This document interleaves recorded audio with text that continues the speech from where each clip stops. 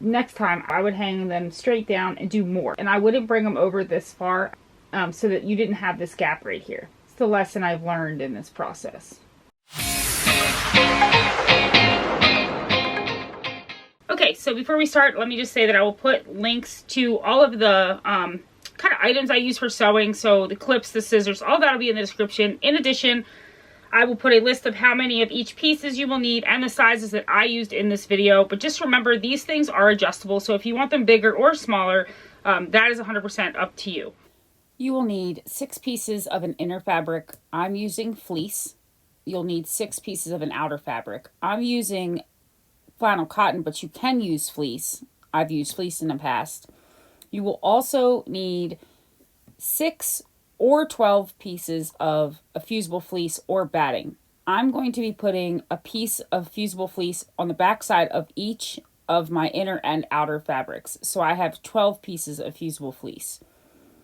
But you could just do 6 if you wanted to. It all depends on how much you want your cube to keep its shape. I really like my cubes to keep their shape, and so I like to use a piece on each of the inner and outer fabrics.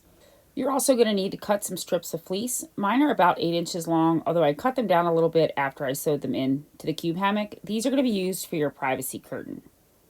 Now I'm going to iron the fusible fleece onto the back of my inner and outer fabrics.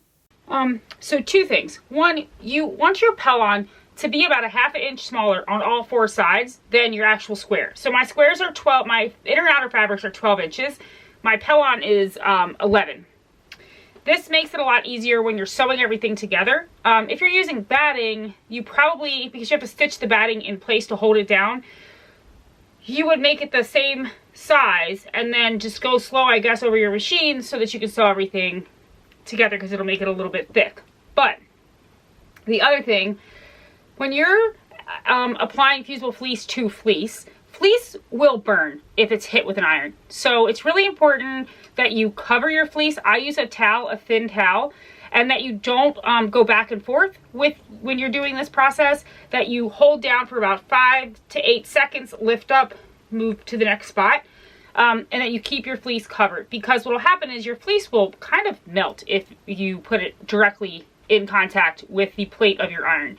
I have been using fleece and fusible fleece together for years, but I think one time I had the iron touch the fleece and it just gets real weird. So I recommend that you don't do that. So here we go. Let's add this onto these pieces. Okay, so now you should have 6 pieces of outer fabric and 6 pieces of inner fabric with your Pellon or batting attached to the back. We're gonna set this aside for just a second and do our strips. So you can cut these as wide as you want. We're making these basically like a door, or I guess like a curtain. And the easiest way I found to do this, really, I have pinking shears. Now these are normally used with cotton, honestly, and sometimes people use them because it'll prevent some of the fraying that happens with cotton. But I'm going to use these to create this cute little zigzag effect that we have here. I'm going to do it down both sides and across the bottom. And I'm going to do that to a couple of pieces. I don't exactly know how many I need yet because I've never made one of these before. So we're doing this together, which is how a lot of my tutorials happen. I cut these about 8 inches. I think this just gives it a cute effect, and you don't have to worry about trying to put 2 pieces together, flip them inside out. It's just easier this way, I think. If you want them to be a little thinner, then you can make them thinner. The sizes are up to you as far as the width of these. And the length, obviously, you want them to be at least as long as the opening we're about to make. So I know that my opening is about 5 inches. These are about 8 inches. That'll give me enough length to cover the opening. I'm going to do 4 or 5. I don't know how many I'm going to need, and I don't know if I'm going to end up making these a little thinner. Like I said, I've never made one of these before, so we're doing this together. Okay, so what we're going to do now, and if the lighting is different at this part of the video, it's because I have a lamp over my table. It's because it makes it so much better. So sorry if the light kind of switched brightness midway through the video. Anyway, what we want to do now is I have one of my inner squares and one of my outer squares facing right sides together. we're gonna cut the space for our opening and it's put on our curtain entrances. So what I want to do is I want to find the center of this square, and I know my square is 12 inches or roughly around 12 inches. So I'm just gonna, this part of my ruler is a 1/2 inch extra, so it doesn't really count. So I'm just finding the center by doing this. Don't go off of your white stuff because that's cut shorter. So if you do that, it'll kind of mess you up a little bit. Okay, so here's the center of my circle. Yeah, right. That's the center of my square. Jeez Louise. I'm going to use this as my cutout just because it's a good size. My ferrets fit through it. I've used it a million times. It works really well. I'm going to stick this in the center. I want to make sure I leave as much. I'm going to try to get it even all the way around. If you want yours to be lower, that's fine. Where like the bottom, what you consider the bottom. But my ferrets can get in at this height. So I'm just going to keep it in the center. And you can actually get really specific and measure the sides. I'm going to eye it and hope it's not off too much. I think it should be fine. And I'm just going to trace around this thing.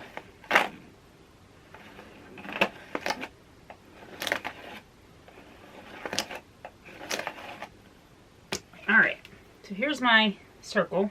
Okay, so what you want to do now is you're going to peel back half of this, like this. You're going to take your fleece strips and you're going to put the right side of your fleece strips facing the right side of your outer fabric. Fleece does have a wrong and right side. It's a lot easier to tell on anti-pill fleece than it is on blizzard fleece. Blizzard fleece kind of looks the same on both sides, but for anti-pill, it's a little more fluffy on the front side and it's kind of smoother on the wrong side. So I'm going to take my fleece and I'm going to lay it so that it is sticking out. It's going to hang out of this whole thing. But you want to make sure that it is inside this circle here. So you won't be able to see it. So you have to just feel it. I would put your strips from about here. So what I want to do is I want to make sure the ends of my strips are at least at this line. It doesn't matter how far in they are. You're not going to see them, this part, you're not going to see the, this will be hidden. The only thing you're going to see is what's left when we flip it inside out, and that's the part you're going to want to see. So I'm just going to bring it up so that it's covering this part of the circle. And so I'm going to do one right there. And let's see. And put them as close together as you want them to be when this is done. If I was going to make this project again, I would add more strips and maybe make them about 1 inch wide, so a little bit less thick than the strips in the video. You could also use a square as your opening instead of a circle, which would also make this process a bit easier. Okay, so it should look something like this. My fleece, the ends of my fleece strips are over top this portion of the circle right here. See? Okay, so what I recommend doing to hold them in place is pinning them, because you don't want them to move during this next step. And we can always trim this down too, so don't worry about that right now. I'm just going to stick pins in here to hold these fleece strips in place because I don't want them to shift while I'm sewing. So I'm going to pin this little sucker up. I don't use pins very much anymore, but sometimes you got to do what you got to do. Except I'm hitting my table here, so. That did not, I look like I never sewed a day in my life doing this. That's a shame, isn't it? Hang on, y'all. We're getting there. I just haven't pinned in a hot minute, and this is really thick. I think I just got my towel, too. No, I didn't. Thank goodness. Okay, hold on. Making sure my strips are where they need to be. I would clip around the edges, just so all that is held in place. Okay, so you should have your strips in so that they're past this portion of your circle, but not all the way up. You just want it right here because that's going to be where they hang down when you flip this right side out. And then we just pinned them in place so they didn't move. Now you're going to go over to your sewing machine. Oops. You're going to go over to your sewing machine and you're going to stitch all the way around this circle. Don't, like, just go all the way around it.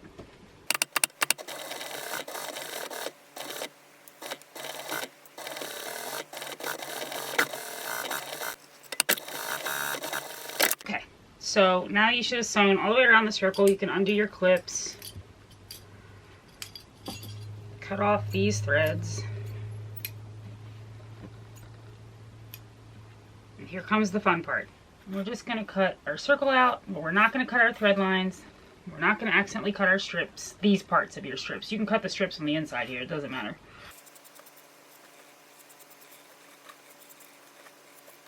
Now you should have something that looks like this.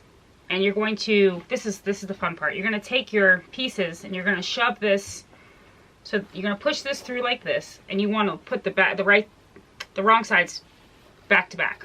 So this might take a little wiggle in, but it's doable. So we're just flipping these, strips and all. Okay, hold on here. Here we go. Don't worry about your strips right this second. Just focus on getting your two pieces so that they're right sides facing out and they're now lined back to back. The wrong sides are facing each other. Okay, you guys. So now that you've matched your outer inner fabrics wrong sides together, you'll have something that looks kind of like this. It actually looks okay, but you probably could add a couple more strips. You just would want to be careful so that they don't come out kind of sideways, because once you start getting around this curve, then they're not going to stick out. They're not going to hang down. They're going to come out kind of at an angle. So that's all I would say if you're going to add more strips, although I probably could have added one here to make it a little more full. But, you know, also, as much of a pain as it is, if you were to sew this and you didn't really like the way the strips look, you can take your seams apart and add them in again and redo it. I mean, it would be a pain, but it wouldn't be the end of the world. So I might add an additional strip next time. That would be my thing. But all in all, I think it looks pretty good. So now what I'm going to do, and this part is optional, I am going to top stitch around this circle. Just a little, my personal preference. Now when you top stitch around this, don't try to keep these out of your way. So you might have to just hold them out of the way. So what I'm going to do now is I'm going to go to my machine and I'm going to top stitch around this circle. It's optional. You don't have to do that. If you're not comfortable with it, you don't have to do it. It just helps it look nicer and it helps it keep it together.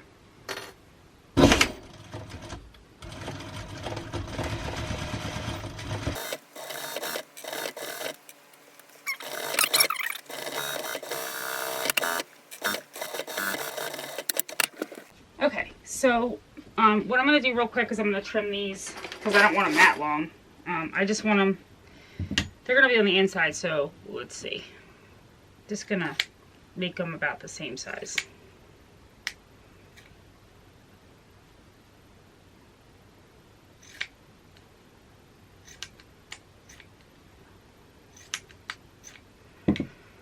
Alright. So it should look something like this. And then like I said, if you wanted to put more strips, you could. Okay, so you're gonna take a piece of your inner fabric, a piece of your outer fabric, and you're gonna put them wrong sides together, like this. Now you can stitch these ahead of time, that's up to you. I'm just gonna stitch as I go. This is my front part, so we have this. I'm gonna take this and I'm gonna put them right sides together. Make sure your little front door here is out of your way while you're doing this. And match up your edges. All right. And then you're going to go to your machine and stitch straight down this edge. You can clip it if you want to. You might not need to. So we're just going to sew straight down this edge. So you should open it up and have something that looks like this. Now you're gonna have to get another piece. You need four pieces like this. 3 if you don't count your opening. So 2 pieces you're gonna put them wrong sides facing together. Line them up the best that you can. My pieces are wonky today, buddy. Alright. And you're gonna put them right sides together like this. So, and then you're going to stitch down here, and then you're going to do it one more time. Okay, so now you should have something that looks like this. This is 4 pieces. And now what you want to do is you want to fold it in half and sew these pieces together. So basically right now you're creating your square or your base. So match up these edges, right sides together, and stitch them down too. And then we'll come back. Okay, so once you've done that, you should have basically a square. Grab another one of your inner pieces and one of your outer pieces, and you're going to put them wrong sides facing together. Now, if you want to stitch these in the corners or something just to hold them in place for this next part, it may make it a little easier. You don't have to. Just know that you want to make sure that when you stitch, you're grabbing all of the layers of fabric. So what you need to do now is, once you have these wrong sides together, this is the bottom of my square. I'm going to match my inner fabric with my inner fabric. I'm going to line it up just like this. I'm going to clip it in place, and we're starting at the bottom so that if you're making this into a hammock, you can add your strapping or whatever you're going to do at the end to let it hang. And we're just going to sew from here to here. And then once you've done that, you're going to come up and you're going to match your sides, and you're going to go all the way around until you've attached this piece all the way around your square. Okay, so now you've attached this piece here. And it looks like this. Now what we're going to do is we're going to attach it, we're going to match up all the sides. We're going to do the same thing. Hold on, let's do this. All right.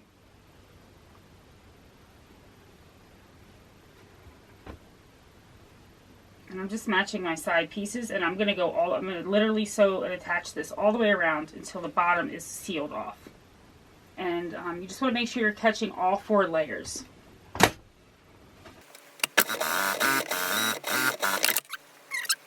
Okay, so now you should have something that looks like this.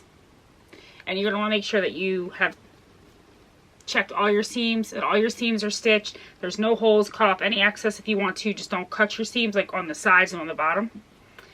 And if you're going to attach straps, I would get your straps whatever length you want them to hang from your cage. So you could also use fleece instead of strapping. That's an option too, but you're going to want to cut your fleece not on the stretchy side when you do this, if you're going to use fleece tabs. And then what I would do is, I would use 4 of them, and I would put them across from each other on the sides. And I would stitch them in place before you do this next step so that they don't shift while you are sewing on the top. And then that way when you go to hang your basket, your straps are even. I'm also going to put a link to my original cube video for you guys to see it. It goes a little bit more in detail on how to assemble the cube. So now to attach your top, you want to put these so that they're wrong sides together, just like you did with the bottom. Also, I want to mention this too. If you find it easier to put a tiny little stitch across the top of this so that you don't have to try to hold it together while you're putting it in here, you can stitch this together first. It may make it easier to maneuver it when you're attaching your bottom and top pieces.